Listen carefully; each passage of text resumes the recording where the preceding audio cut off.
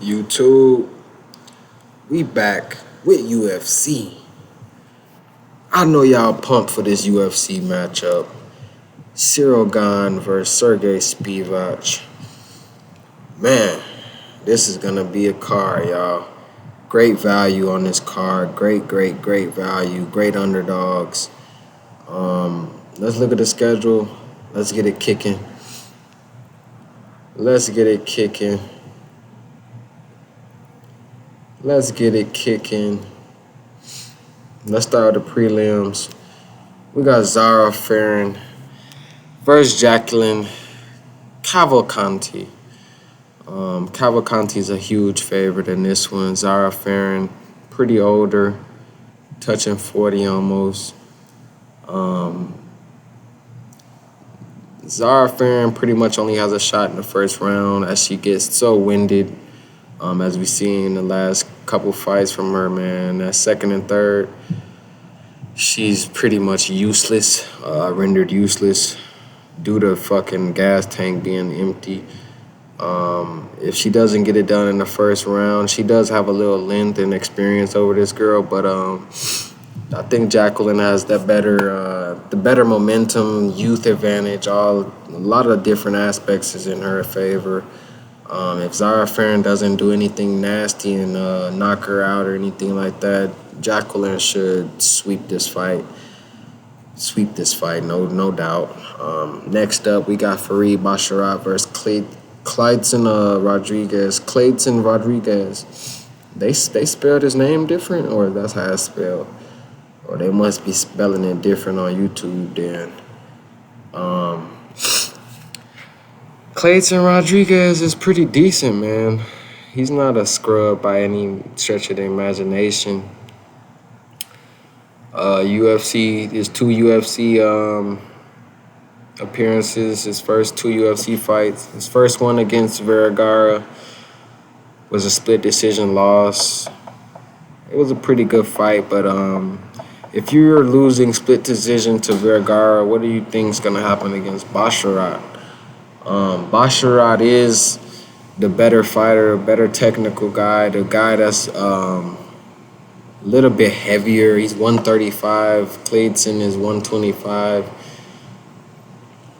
Or even if they, catch weight, whatever. Clayton is usually smaller, slightly. But he did, shine against, what's this guy, Shannon Ross? It's pretty much a nobody.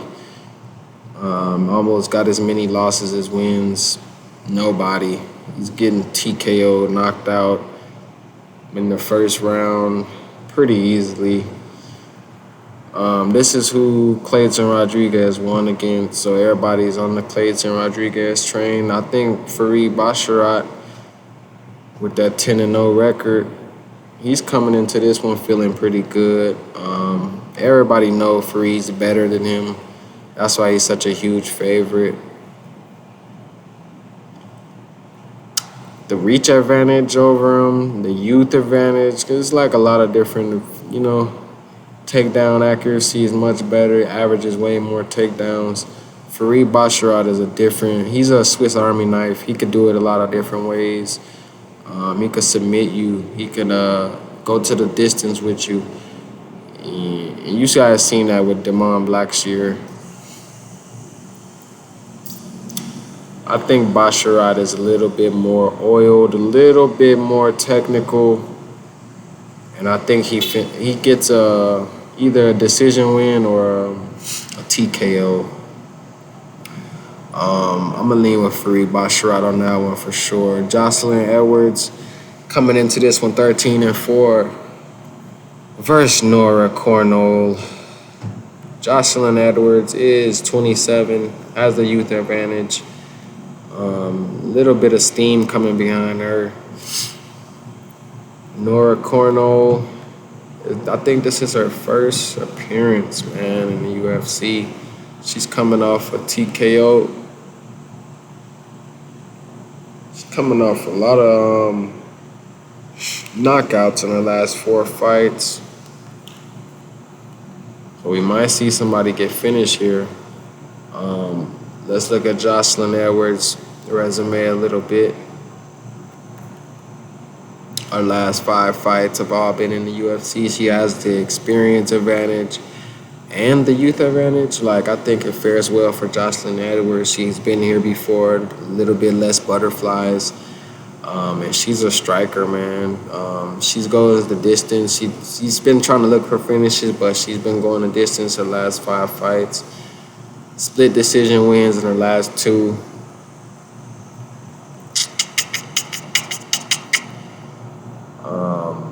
Man, this is a tough one for me. I like Nora Cornell. She has a fighter's chance, for sure. The fighters, she's a knockout type of gal. But I think Jocelyn with the reach advantage, the the more experience, I think a lot of that bodes well against you know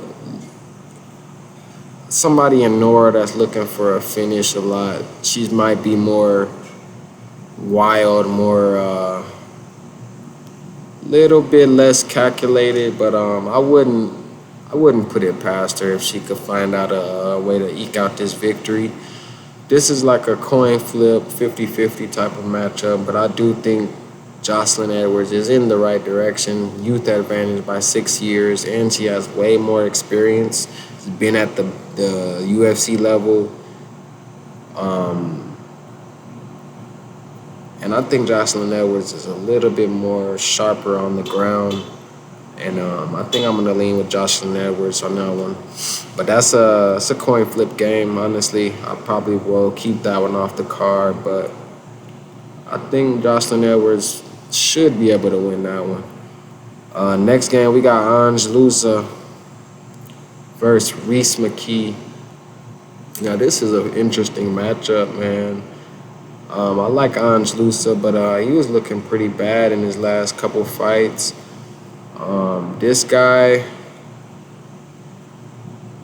versus Chimaev, he looked pretty terrible, terrible, terrible. Then against Morono,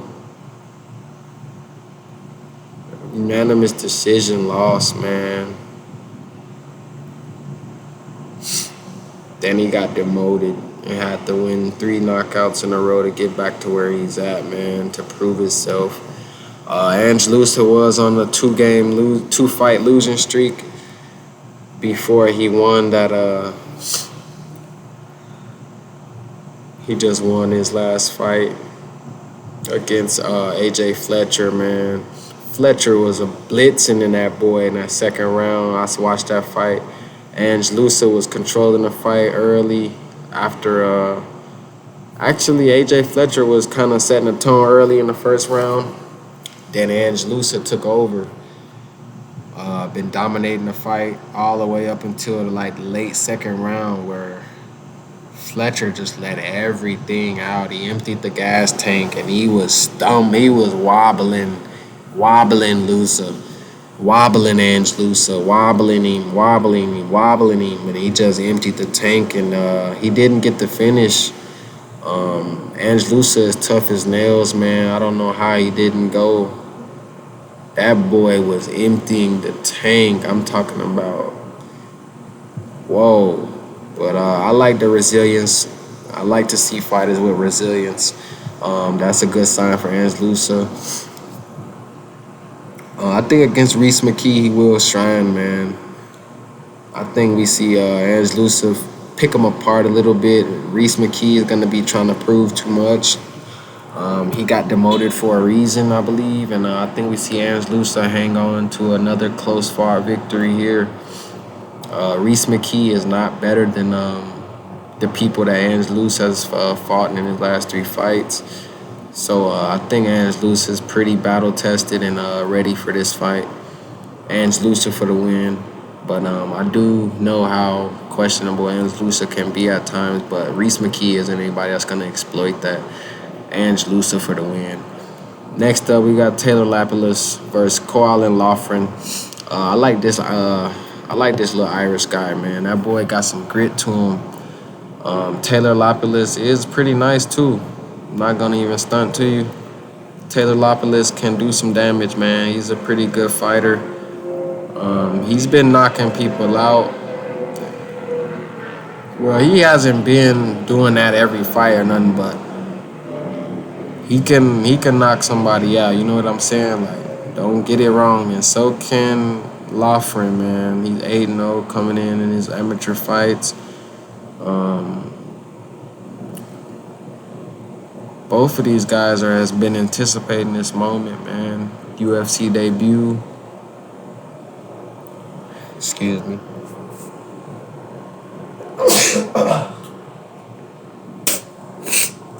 Oh man, that sickness, man. But yeah, Loughran, he's coming into this one 5 knockouts slash TKOs in his last 8 fights. Oh man, my bad, team. Let's kick it back up though. Look at this man. 4 knockouts in his last 4 fights. He's a live dog, man. He has a puncher's chance all day long. Taylor Lapilus got a little bit of weight advantage on him. But I think that dude, that Loughran guy, he got that real fighter's chance here, and I'm gonna lean with that. I'm gonna lean with that boy. Both making a debut here in UFC. I'm not too excited about Lapilus. I do like his resume. He is a good amateur fighter. He's putting on a lot of wins, man. And I don't think he's fought anybody with the steam that Loughran has on that right hand. And I think Loughran kind of gets his right hand going and catches him with a big one, man. A lot of people's pouring in money on Taylor, but especially because he's at Paris, and you know it's a Paris card. Home crowd advantage gonna be there, but them Irish, man, they different, y'all. I'm gonna go with Colin Loughran in the upset. Next up, man, we got an unpopular pick here. Morgan Ciryl versus Manolo Zucchini. And I'm gonna roll with another Irishman, man. Honestly, Ireland, man, they play different. They fight for a living. Like, they fight for fun. Like, Italian. My bad. This guy is Italian. My bad, team. This my boy right here, though. He's from Ireland. I know that for a fact.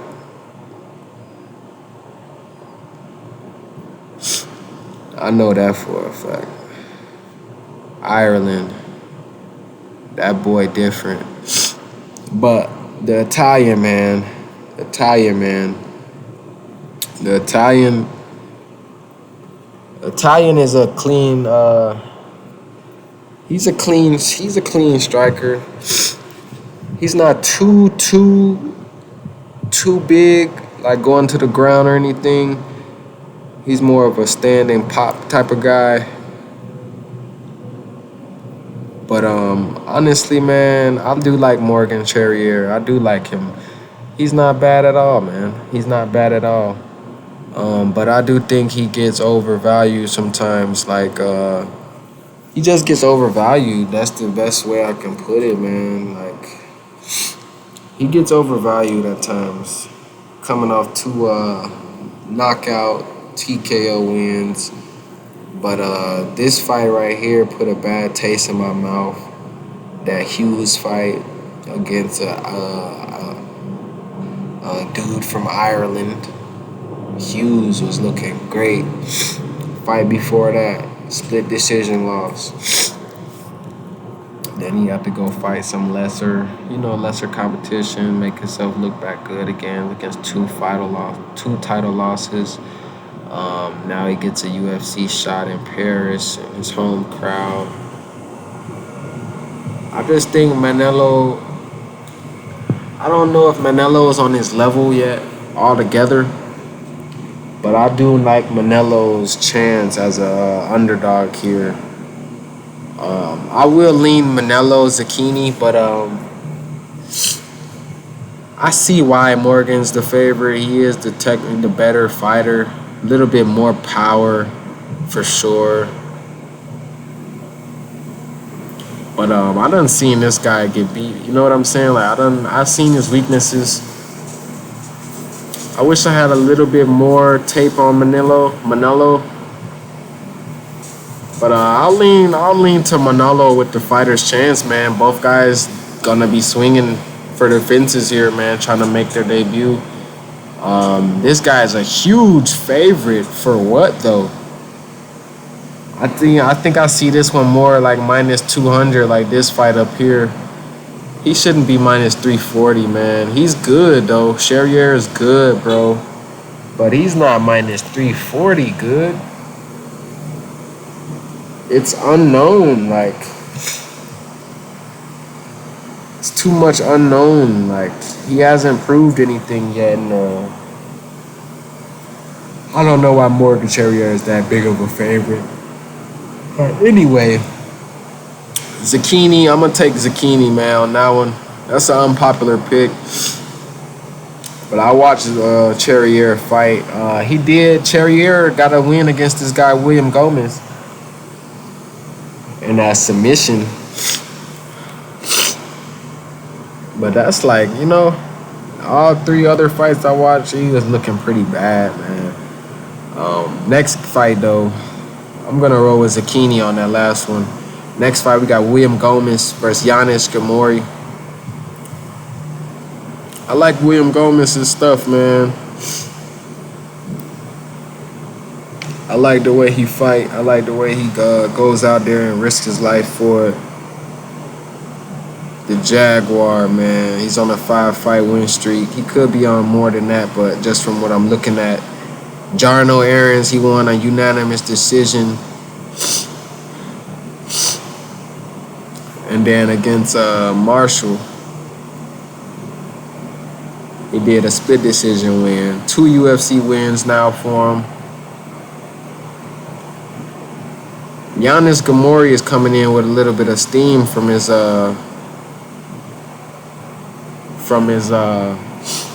amateur career.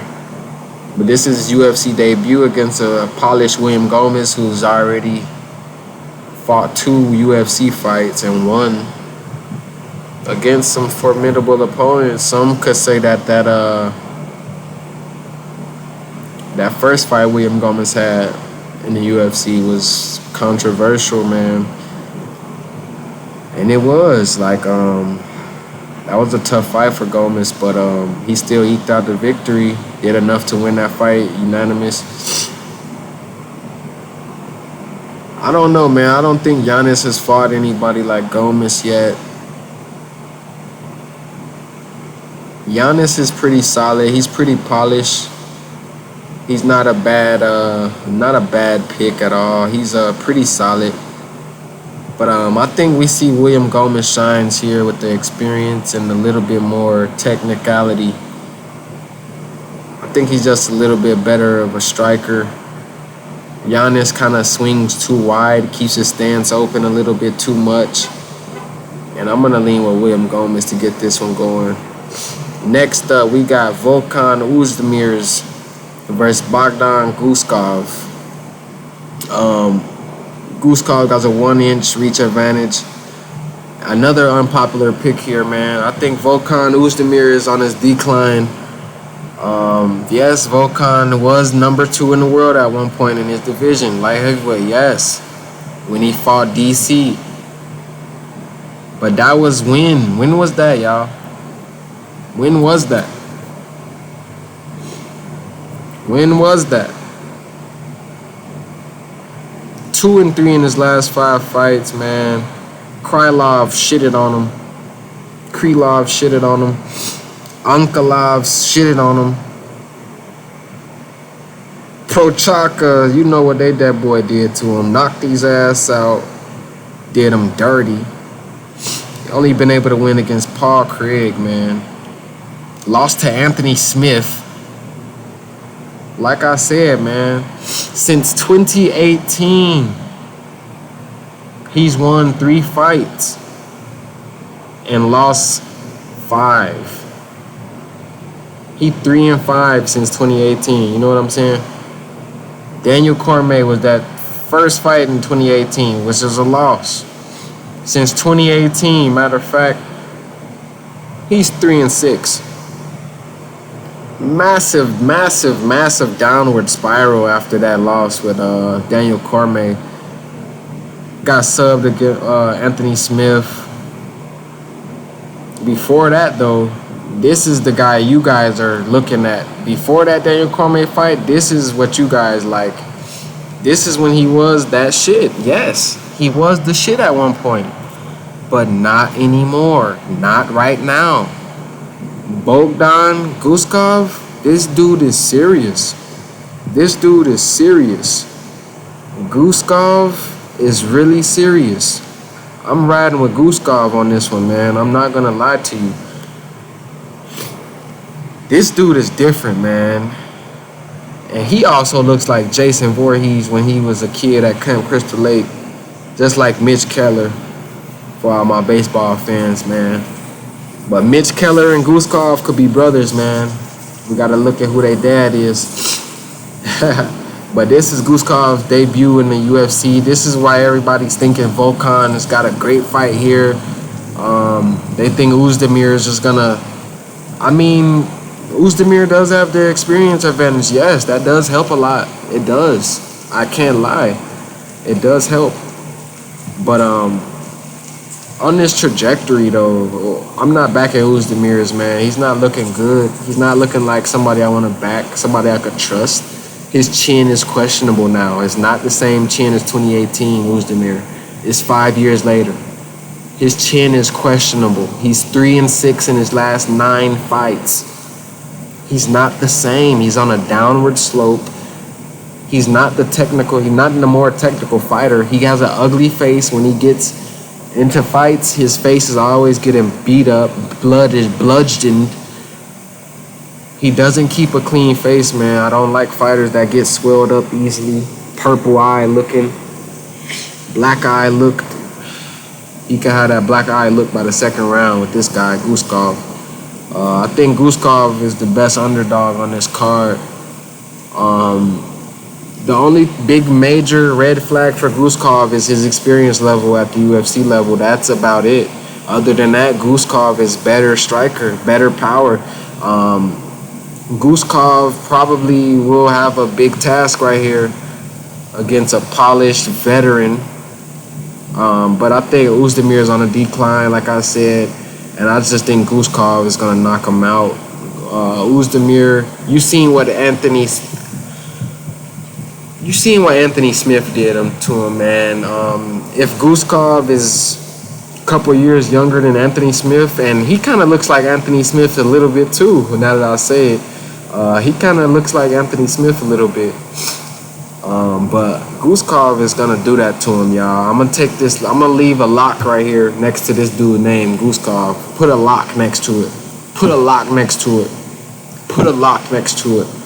I like that a lot, man. Guskov for the win by knockout. Next up, we got Benoit Saint Denis versus Thiago Moises. Pretty clear-cut victory here for Benoit. We seen Benoit get his ass hammered to him last fight, but he did not give up. They did not stop the fight. Not his last fight, my bad. Was it this fight against Dos Santos? Yeah, Dos Santos was doing that to him. Oh my God. Dos Santos did that to him and went on to win against Nurmagomedov. Come on, man. That's a real big win right there. 2 big wins in a row for this boy. Y'all better not sleep on Dos Santos, man. But I think Dos Santos is probably one of the best fighters right now in this division, honestly. Sub on Ishmael Bonfim, did Miranda bogus. Sub Stoles. I think Benoit Saint Denis is too much for this boy, Thiago Moises. I watch Thiago Moises fights. He gets ragged all around. he gets ragged all around a lot. He gets beat up a lot. Look at his last couple fights. Against nobodies, he's getting submission wins.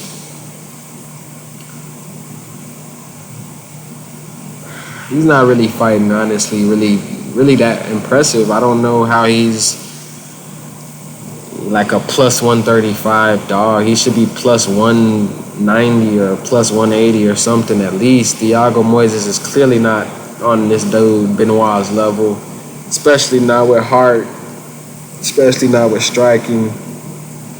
I think Benoit takes that and cruises to the finish line. Next up, we got Menon Fiorot versus Rose Namajunas.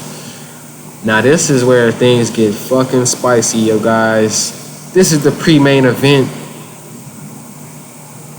It's time. This is where it gets freaky. Spark up the blunts.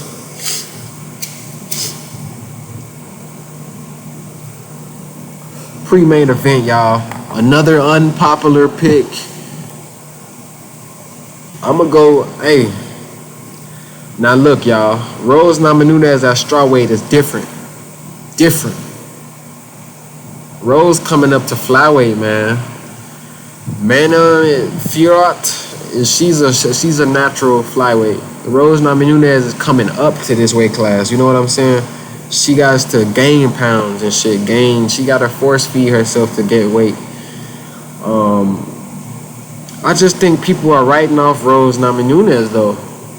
With all of that said, I think Rose Namajunas is getting written off too early. I do like Fiorot. I do like her, for real. She's on a great trajectory. She's been fighting strong. She got a great volume. Great volume, bro. Great volume. But I just think Brazilian Jiu-Jitsu is gonna flourish in this matchup, man. Rose Namajunas has that pop with her as well. She does have the pop. She does. She hasn't fought since May of 2022 against that silly loss against Carla Esparza. Esparza was kind of just toying with her at certain points, and then Rose Namajunas will answer back. And a lot of people thought Rose Namajunas won that one. I could probably say so as well. I did think Rose landed a little bit more cleanly and a little bit more oiled. But Carla Esparza got the victory in split decision. We all know that Shang Weili kick that Rose Namajunas landed. Then they fought it back again. Rose Namajunas did a split decision win on that one. I just think she's getting written off for what? It's not like she's on a 4-fight losing streak or anything. She's just coming off of a split decision loss against Carla Esparza, which she could have won. What if that was a W and she's on a 4-fight winning streak? Would you guys been considering different now? You know what I'm saying? So I just don't think you guys should just look at that Carla Esparza fight and just, oh, Rose Namajunas is such a disappointment. No. But I do think we have to be kind of weary because she's going up to a weight class where Fiorot is a natural in that division. I think we get a tough fight here, man. I like both fighters in this one. But if I had to choose one, if I had to say who would win this fight,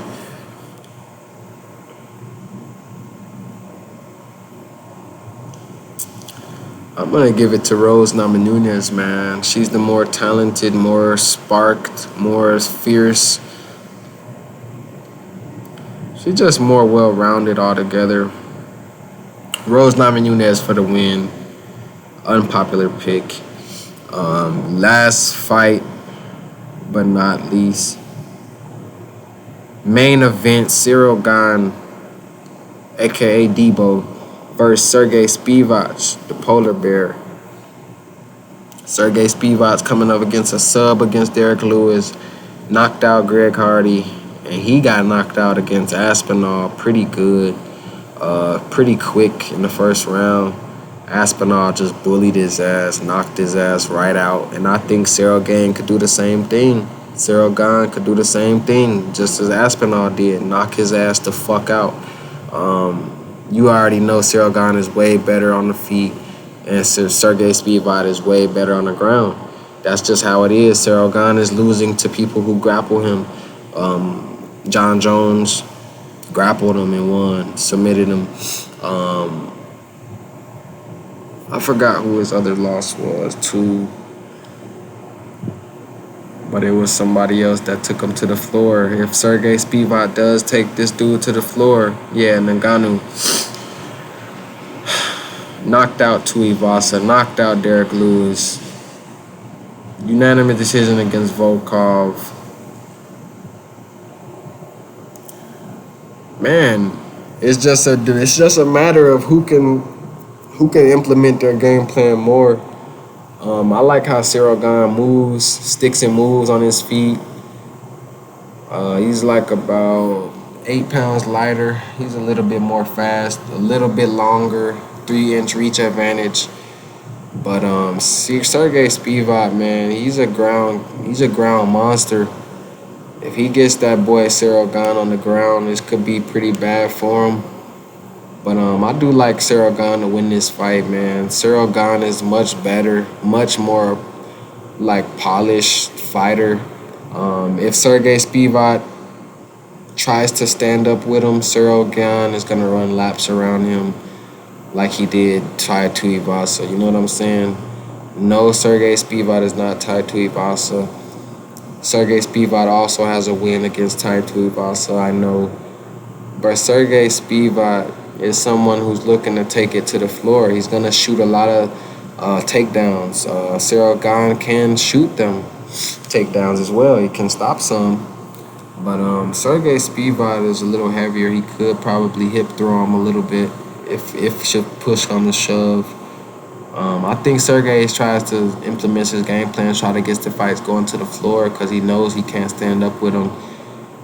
The guy, Ciryl Gane, is too good of a striker, man. He barely got hit against Tai Tuivasa. You just see how polished and clean he is as a striker, man. It's hard to beat him. That's why John Jones didn't want to strike with him either. Everybody knows Ciryl Gane's weakness. Everybody knows Sergey Spivac can get knocked out as well, like he did against Aspinall, against a good striker, long reach arms. I think Ciryl Gane has a better chance of implementing his game. Which one is harder to do? Denying takedowns and deny this guy from getting you on your back on the floor, denying him from taking you down, or denying these two fists? What you damn near gotta do, even when you're on the floor, you gotta you gotta avoid fists on the ground and on the feet.